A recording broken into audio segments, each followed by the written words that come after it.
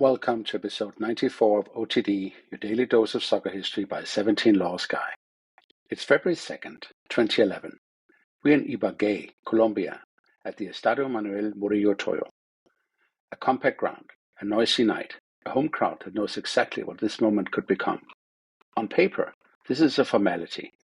A Colombian club from the provinces, Deportes Tolima, against one of the great mass institutions of South American football, Corinthians. Different planets, different budgets, different expectations and different gravity. But football has never cared about planets. It cares about 90 minutes. And tonight, those 90 minutes produce one of the most famous shocks of the modern Libertadores era, a result that becomes folklore, meme, and trauma all at once, Tolima Day. And it carries an extra weight because this is also the last match of a career that defined an entire generation, Ronaldo.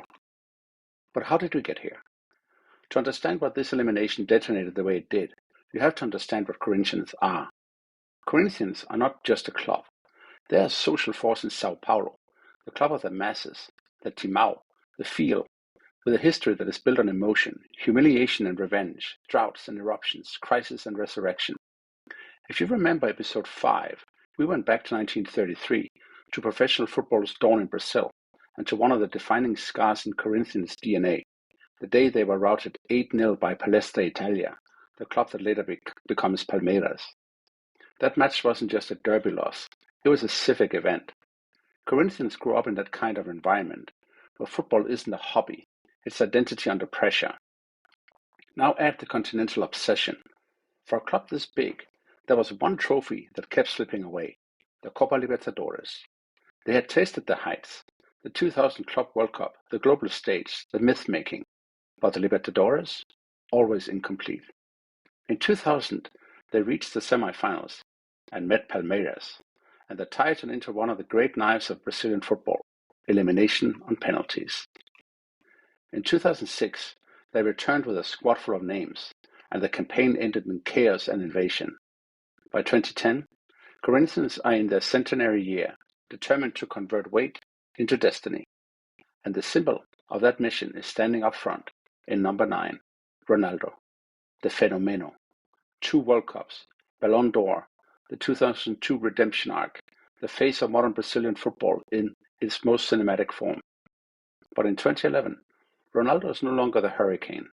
He's a legend facing physics, knees, pain, and the body's refusal to obey the mind. He's at Corinthians to win the trophy they crave and to close a career with the one club prize he never held. And next to him, Roberto Carlos, another icon.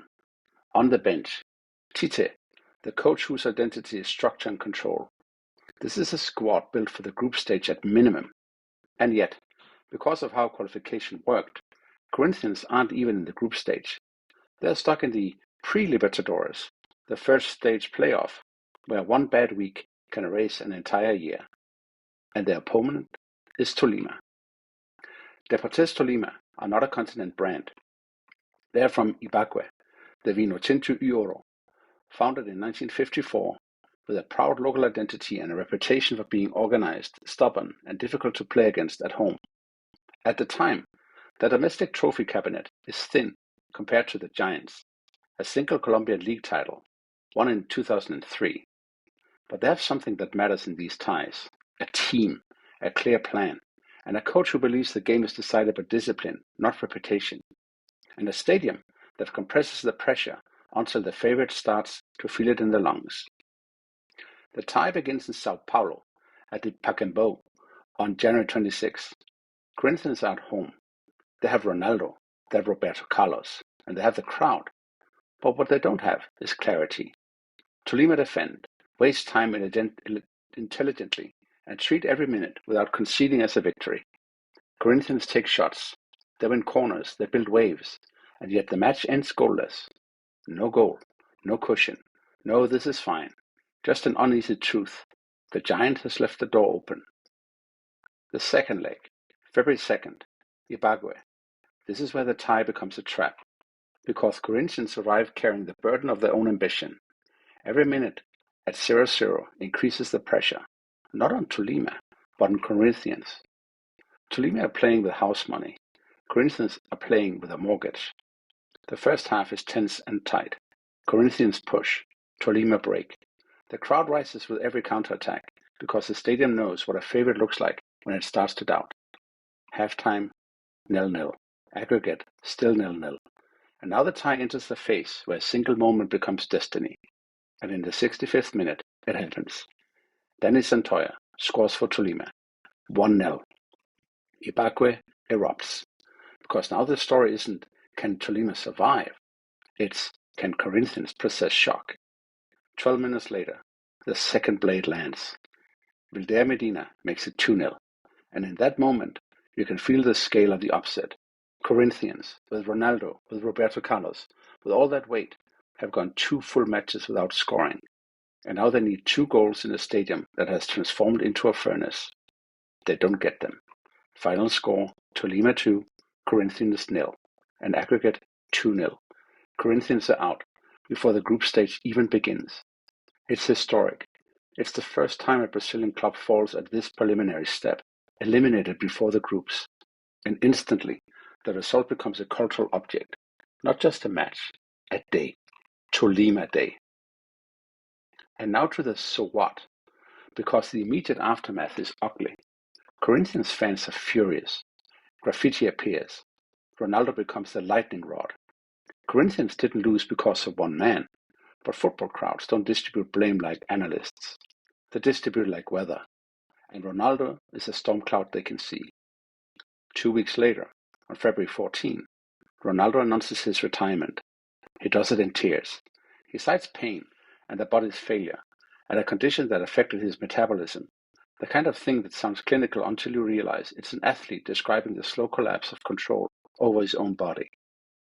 It's one of the most emotionally loaded retirements in modern football, because Ronaldo wasn't just a player. He was a narrative, the teenage explosion, the World Cup final injury, the comeback, the 2002 redemption, the goals that felt like physics break-in. And now the last match of that life is not a celebration at the Pacaembu. It's a defeat in Ibagué, a stadium that years later is still noted as the place where Ronaldo played his last professional match. The shockwaves don't stop with him. Roberto Carlos leaves Corinthians shortly after, amid reports of threats following the elimination. Corinthians, a club that lives on intensity, suddenly has to confront what intensity does when it turns inward. And Tolima? Tolima become immortal for a night. A club with one Colombian title has just written itself into continental folklore by eliminating Corinthians without conceding a single goal in 180 minutes. But football rarely leaves stories unfinished. Sometimes it delays them. Corinthians rebuilt, not with glamour, but with structure. And a year later, in 2012, the obsession finally turns into a trophy. Corinthians win the Copa Libertadores for the first time in their history, unbeaten. Then they go to the Club World Cup and beat Chelsea in the final. A global coronation that turns the pain of 2011 into a necessary chapter in the arc of redemption. And there's a brutal symmetry to it. Tolima Day becomes the humiliation that forces Corinthians into the discipline that wins them the prize, as if the competition itself demanded they suffer before it allowed them through the gate. So where are they now? Corinthians remain what they always were, a gravitational club. They continue to win domestically, to produce stars, to fill stadiums, to pull Brazilian football toward them. But the Libertadores remain rare. They have not lifted it again since 2012. Tolima, meanwhile, keep doing what clubs like Tolima do when they are well run. They keep qualifying. Libertadores, Sudamericana, Continental Nights, year after year. They win more titles in Colombia, and they keep being the kind of opponent big clubs do not want to draw, because they are organized enough to turn reputation into anxiety. But February 2nd, 2011, will always stand above the rest, because every club has a day that defines them. For Corinthians, Tolima Day is a scar. For Tolima, it's a crown. And for Ronaldo, it's the final frame. So what 3 points should we take away from February 2nd, 2011? First, football is the great equalizer, but only when the format allows it. Over 38 matches in a long season, money and depth usually win. But over 2 legs, With one team unable to score, anything can happen. Second, obsession is a double-edged engine. Corinthians didn't lose because they didn't care. They lost because they cared so much that every minute tightened the shirt. And third, shocks don't just eliminate teams, they change timelines.